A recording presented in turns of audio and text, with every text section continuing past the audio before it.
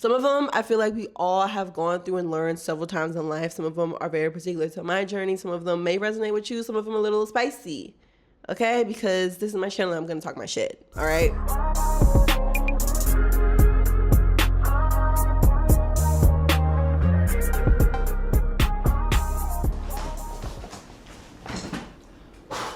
We're going to set the intentions before this video.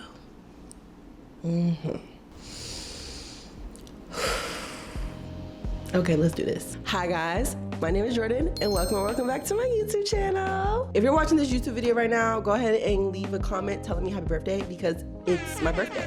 This is my birthday, I'm 26. I'm hoping this video comes out on my birthday or like sometime in that vicinity, but if not, my birthday is June 22nd, 2000 and I am 26 years old.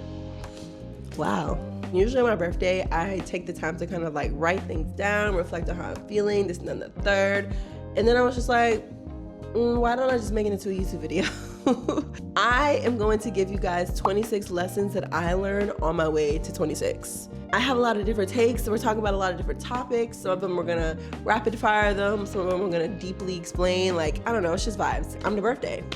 I'm the birthday, so like, let's get into it. I am so grateful to be 26 and be able to come on this platform and even talk about like my experiences as a person, as a human, as a woman, as a Black woman on this earth. 25 was a very transformative year. I literally don't even recognize myself anymore. And that's a good thing. We're trying to evolve, we're trying to change, we're trying to grow into the woman that we're supposed to be. So I have my handy dandy list of 26 lessons that I wrote down. Some of them I feel like we all have gone through and learned several times in life. Some of them are very particular to my journey. Some of them may resonate with you. Some of them are a little spicy. Okay? Because this is my channel and I'm gonna talk my shit. All right?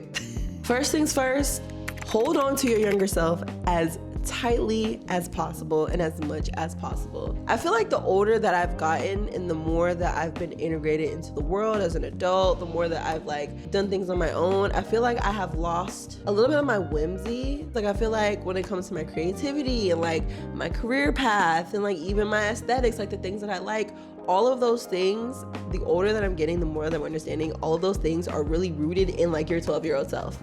So you need to go and talk to her and have a conversation with her and get to know her because she knows more about what you need to be doing right now and who you are as a person than you do at 26 years old. You need to get to know her. I don't care if that's going outside and doing cartwheels in the grass. I don't care if that's coloring. I don't care if that's collecting rock.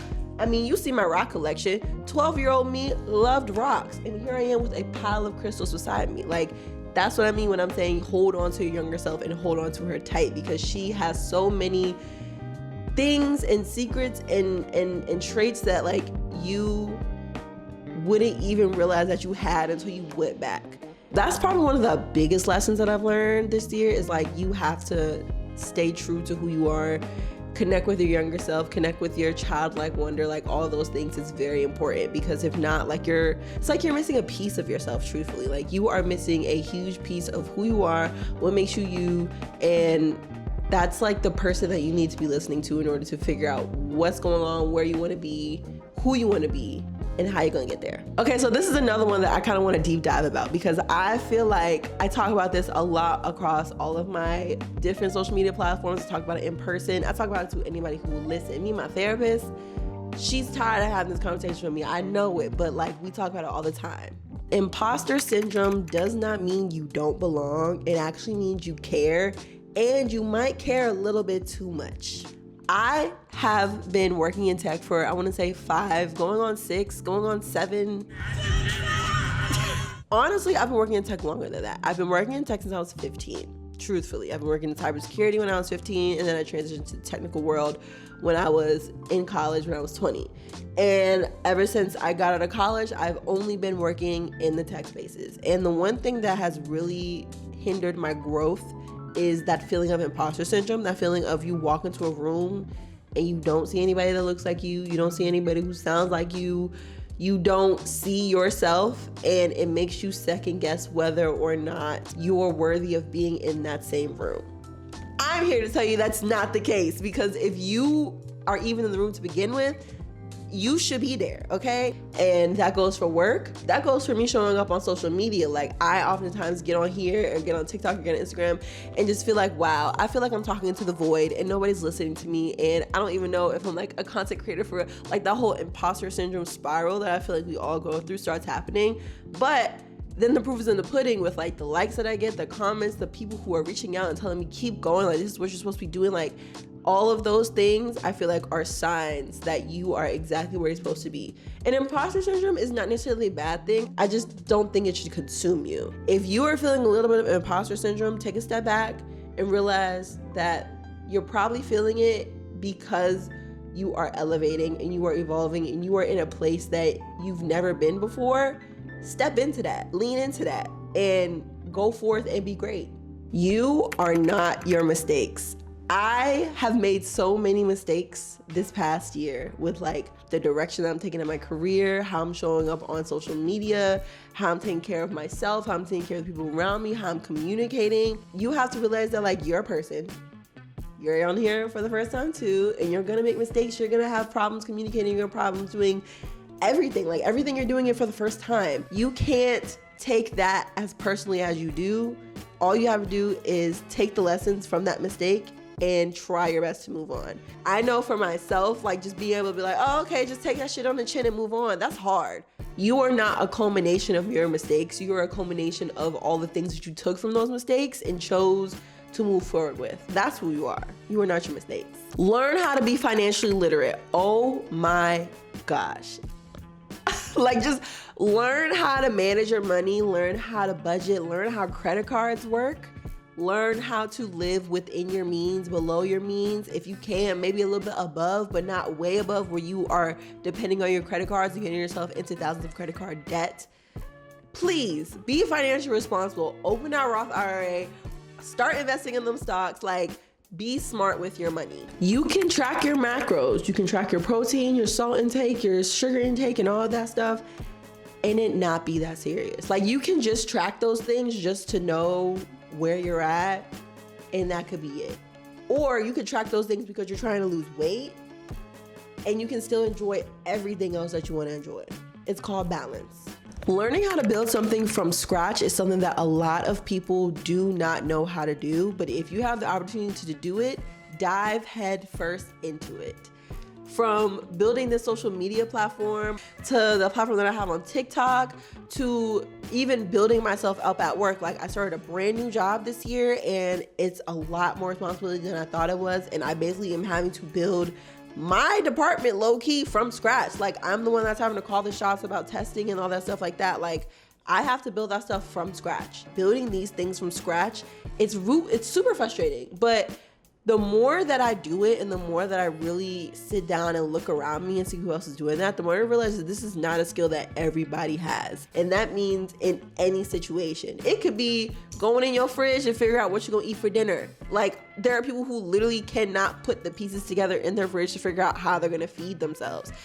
It doesn't even have to be as intense as like you starting a new job, but like being able to dive head first into a project like this or an environment where you are having to start over and build things from scratch is such a difficult situation to be in. Okay, it's not easy, but in hindsight, it's such a privilege. So if you are in any position or have any opportunity to like build something from scratch, and when I mean build it from scratch, I mean like nothing. Perfect example, content creation. I decided on a whim 2 years ago that I'm gonna pick up my iPhone 13 and I'm gonna start recording. My camera was busted. I didn't know what kind of content I was gonna make. I was just gonna open the phone and start recording stuff. And I feel like that me taking that leap of faith and being like, I don't have anything. Like, I don't have no mics, I don't have no lights, I don't have no camera professionally, I don't have anything. But I have this phone and I have a vision.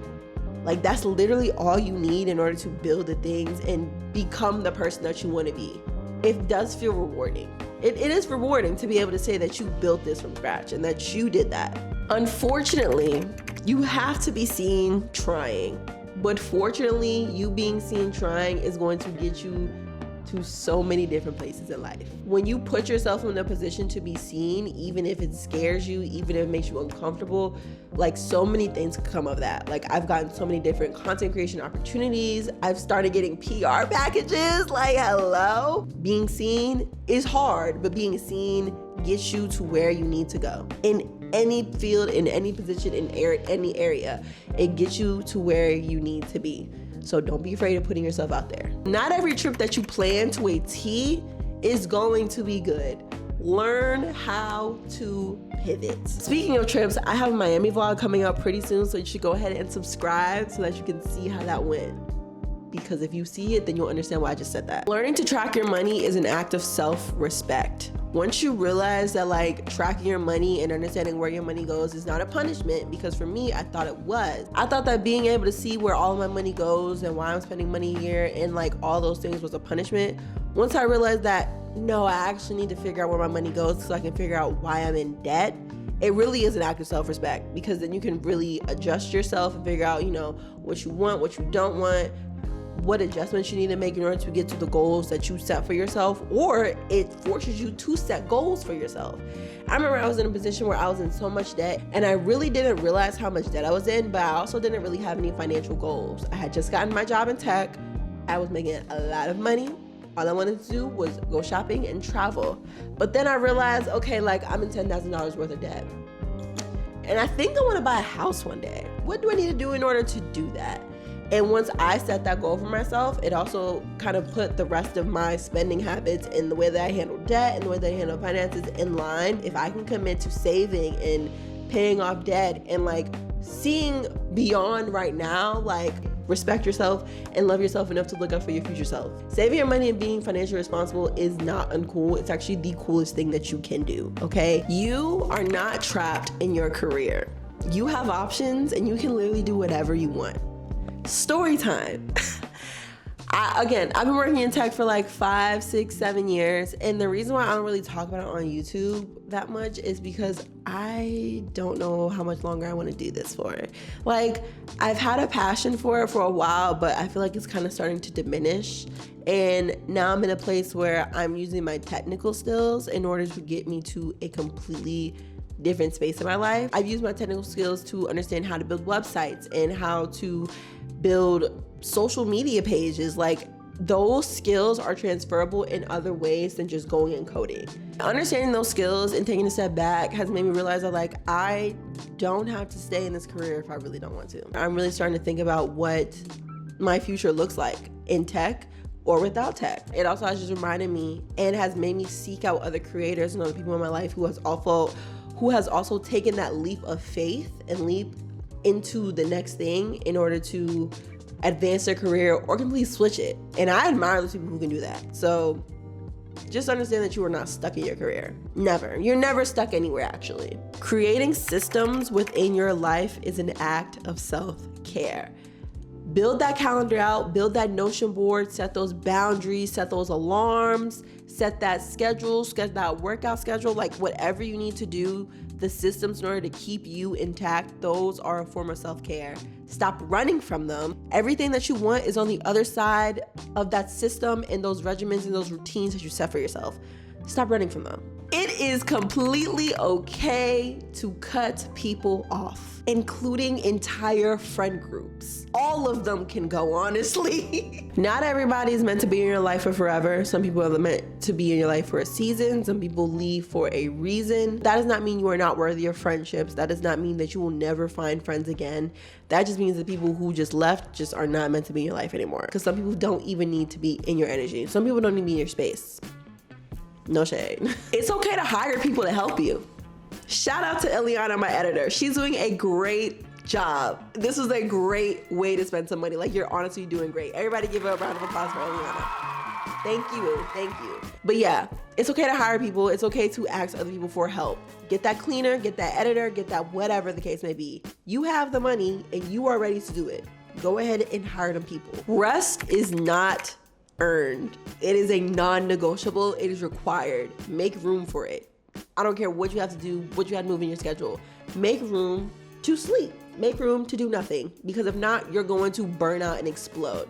Non-negotiable.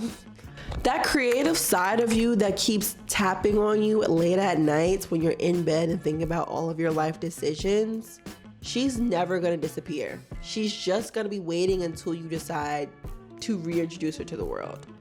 For me, that looked like writing. I used to love to write when I was younger. From like the ages of like 10 to like 20, honestly. I was writing poems, I was writing short stories, I was writing as much as possible all the time. You couldn't get me out of my laptop, you couldn't get me out of my notebook. And then life happened. I grew up and I became an adult, and like that side of myself just kind of died. I don't really know. It just didn't become super important. But every now and again, I get the inkling of like, hey girl, something really inspirational just happened. You should write a poem about it. I honestly try to ignore that side of myself. Like, I don't know why. I just was like, no, that's not gonna help me with anything. But I'm realizing that that part of me is never gonna go away, and me trying to ignore it and act like that I'm not this creative person who likes to write, that's not gonna go away. That pull to do that thing is there for a reason. Tap into it. Even if you don't do it for anybody but yourself. I have a whole Substack that's private, and I have so many things on there that I could publish. I don't do it for the people. I don't do it for the recognition. I do it to satisfy something within myself that I have not been able to satisfy in a long time because I chose not to, or I didn't think it was important to do that. Whatever thing you feel that you are like pulled to do, don't ignore it. It's there for a reason. Lean into it. This next one, I'm just gonna say, and then we're gonna move on. Therapy.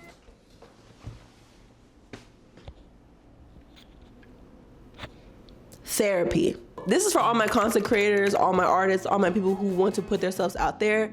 Virality doesn't matter. Consistency compounds. Keep putting yourself out there. Keep posting, keep talking, keep creating, keep doing whatever it is. The more that you do it, the better that you'll get, and the more people are also going to catch on. Virality comes and goes. Consistency is forever. This next one, I'm just gonna say, and then we're gonna move on. Therapy.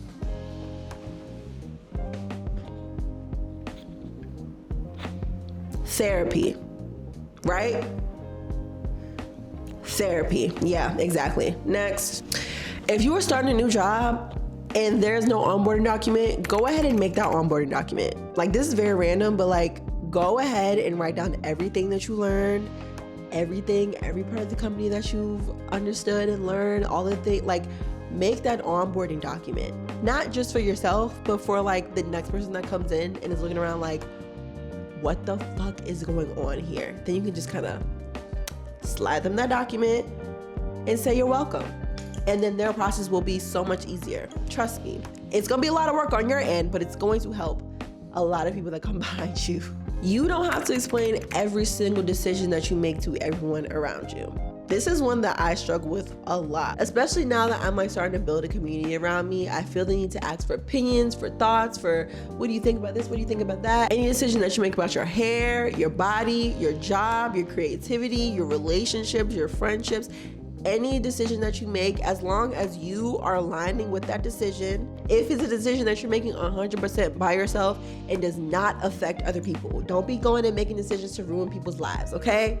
Like for real, don't do that.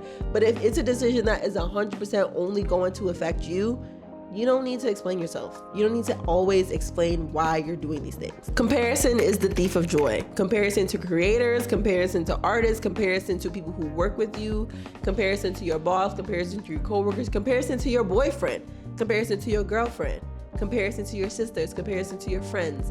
Thief of joy. Learn from them, but do not compare yourself to them. You're on your own path and you're doing great. This one is a little bit weird to explain because I'm not 100% a freelancer, but like being in a space where I've done freelancing has completely changed the way that I monetize my brain and make money off of my brain and my ideas. And it's shown me a completely different side of like working besides a 9-to-5. I didn't really see a lot of people making their own way, trying to start their own businesses, take their own ideas and run with that. But it opens so many doors, it opens so many opportunities, and it's completely insane the amount of money you can make just from sharing your ideas. If you have an inkling of a business idea that you want to try, learn about business and then do it. Like, just do it. The people who show up for you consistently, whether you met them one day ago or whether you met them 10 years ago, keep them around. Keep them around. Protect them, prioritize them. You can always forgive people, but do not ever forget how they treated you.